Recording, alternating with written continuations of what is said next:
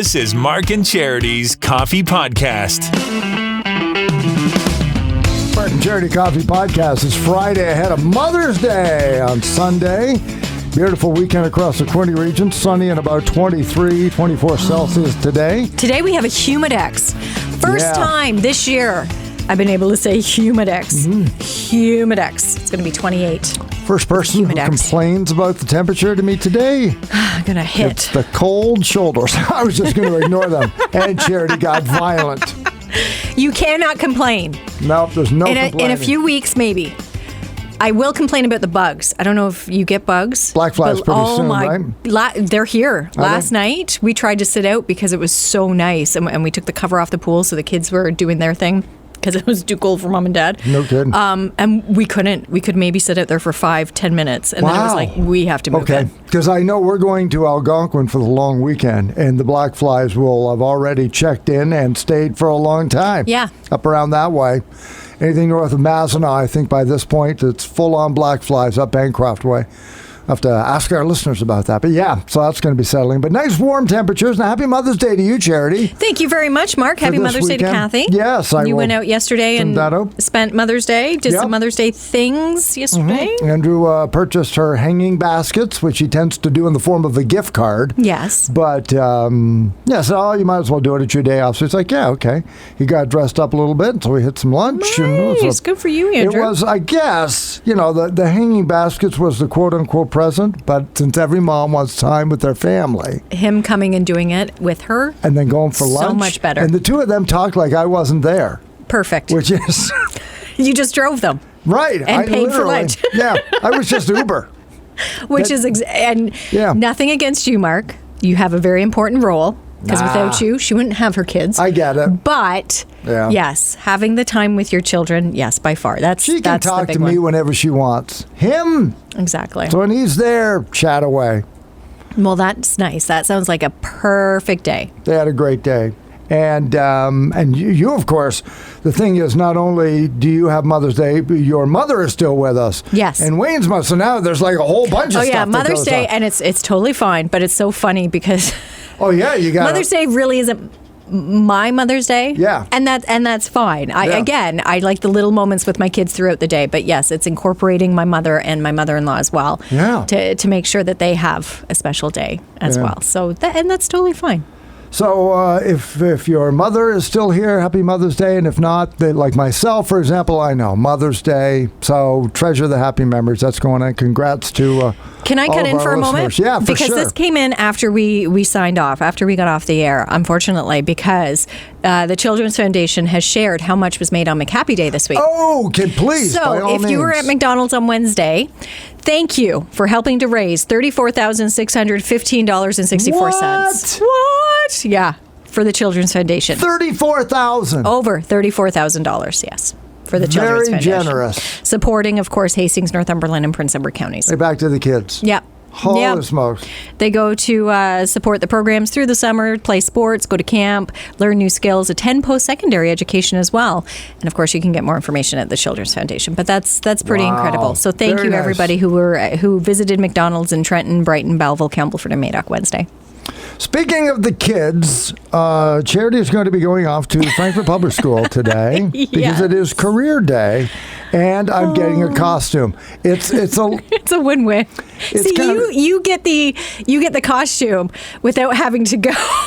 But you get all the joy of the bright, smiling faces of the children. You've done this before, and I am excited to go. Yeah. Is it really all bright and shiny, or are they going to throw things at me, and including the tough questions? It's intimidating as hell. Because I don't know the answers. It is out of our element. Yeah, it's it really very is. much. What kind of questions should I expect then? Because I can think of the obvious ones, like where'd you go to school? Or do you get to meet people? Nope. Or what's your favorite part about it? Nope. Number one question. What? How do you know what to talk about?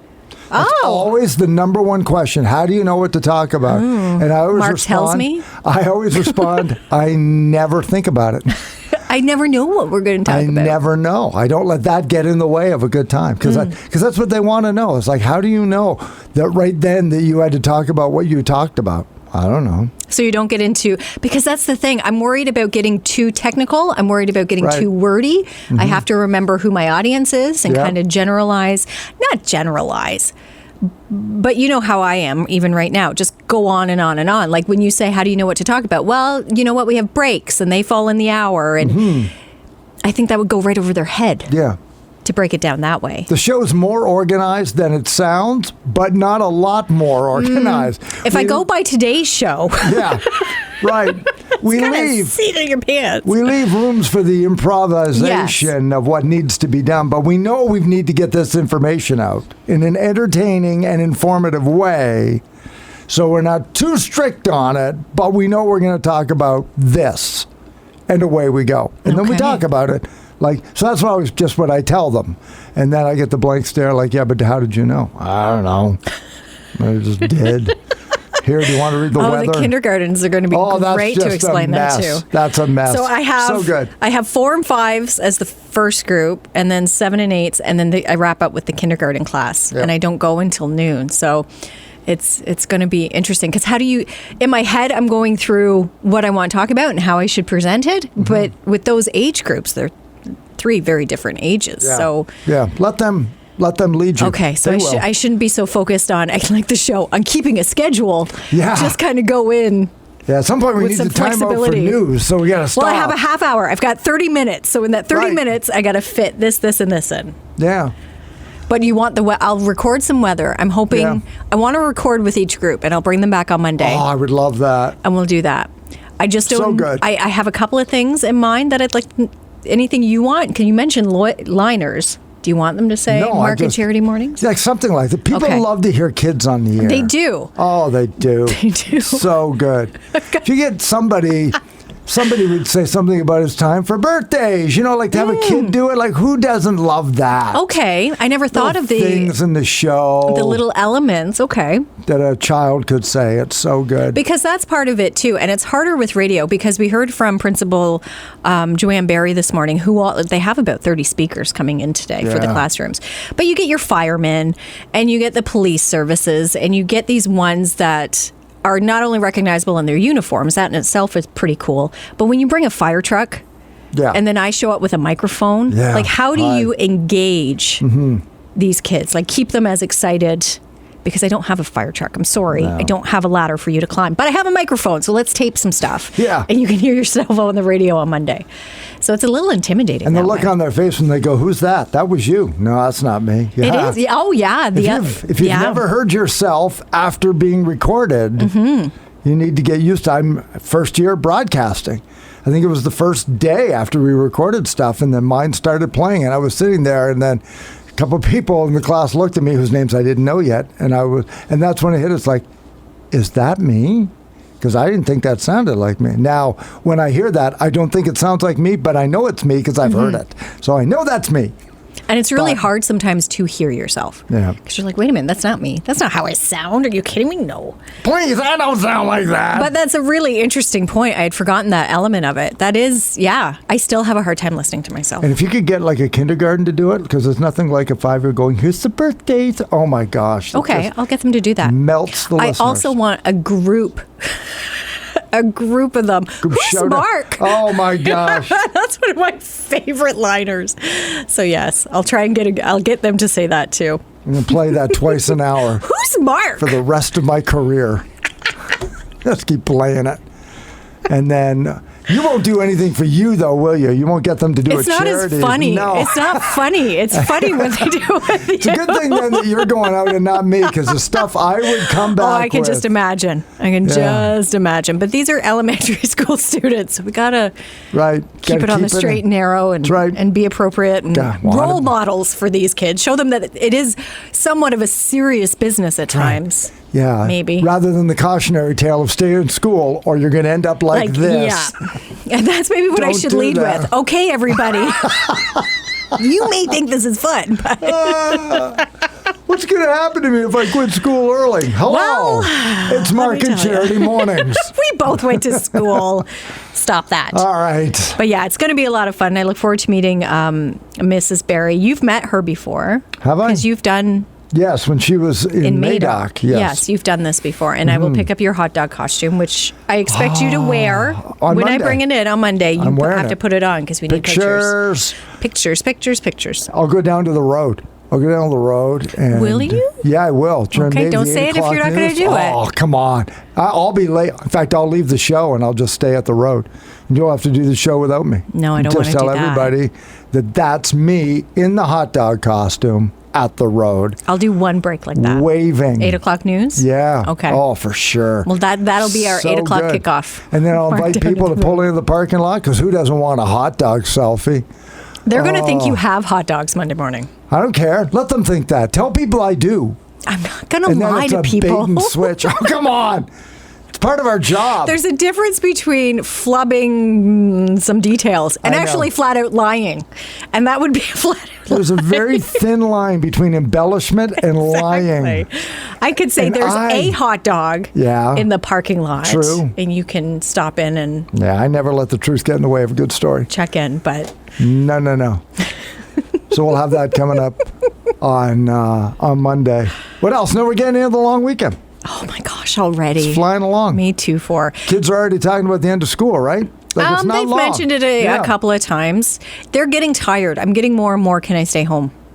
Seriously? I'm tired. Can I stay home today? Wow. Yeah.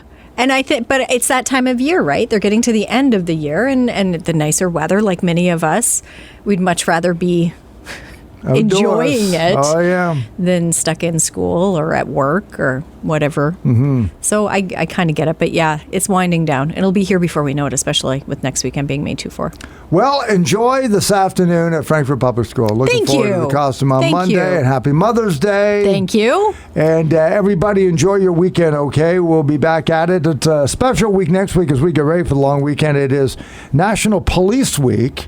And on Tuesday... Charity and I are going to be broadcasting from the Belleville Police Services detachment location at College and Sydney. I still call the brand new one. Yes, I do too. 2 years old? Is it 2 years old? Is it that old? I'm not even sure. We'll have to ask the chief. Yeah, they are lining up the most incredible guests. We're going to be touring the forensic labs. I cannot wait for this. There was even talk of maybe tasering. I can't imagine they would let you do that to me. They will let me do. I would feel horrible doing that to you. I could not. I joke. When we talked to the chief. But I could not do that to you. Here's how the chief set it up. Hey, I'd rather be tasered. And I thought, what is this like than pepper spray? Than pepper spray. Absolutely. Okay, why would you want to do either? Yeah. And then scenes of The Hangover flashing. I know.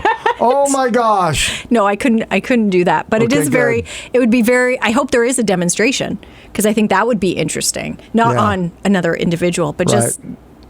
Don't pull somebody out of the cells. I've never been around when a taser has been fired. Yeah. So it's kind of, you see it on TV and you see it in the movies, of course, the forensic stuff too. Yeah. We're going to be there for 3 hours, so they'll be able to solve like 5 crimes. 5 crimes with commercials. When we're there. In 5, exactly. Again, because of what we've seen on TV. So it'll be interesting to see that side of it. You and I will be able to solve crimes. We've watched so much television. We're like forensic detectives now. Show us the evidence. Experts. We'll point you in the way. Well, obviously, Chief, this is what this means. Yes. With our vast background and knowledge of... This is a red herring meant to forensic science and writing mysteries. We totally get this. We totally are all over this. But I am looking forward to, because along with our visit next week, Chief Callahan has agreed to speak to us about his background in forensic. Yeah, most chiefs I always think begin as, they walk the streets. Like a patrolman, and then a sergeant. Then they're in the cars, and then, they become detectives. Yeah. He came up the forensic side. Yes. And he's going to tell a story about, we talk about television, where one small incidental piece of evidence that I'm not going to say overlooked, but of all of the other evidence, turned out to be the piece that actually convicted a killer. Yeah. And you know what that always says to me is you just can't have the perfect crime anymore. Don't think that you can just so totally wipe everything. Nope, not a chance. Not a chance. Forensics will find you. But he's going to join us separately for that conversation. Yeah. Like, we're going to dive right into it with him. So And I can't wait for that conversation. That'll be a great podcast. We're looking forward to that. So the generosity of the police, and as they said, with all that happened in Ottawa yesterday, the tragedy yesterday, horrible. They're looking forward to having us. It's a nice boost for them too. So it's a real win-win for the community, and we'll be able to share that with Police Week coming up next week. So enjoy your weekend. We'll talk to you on Monday here on 95.5 Hits FM. Beat the Bank is back. Good luck.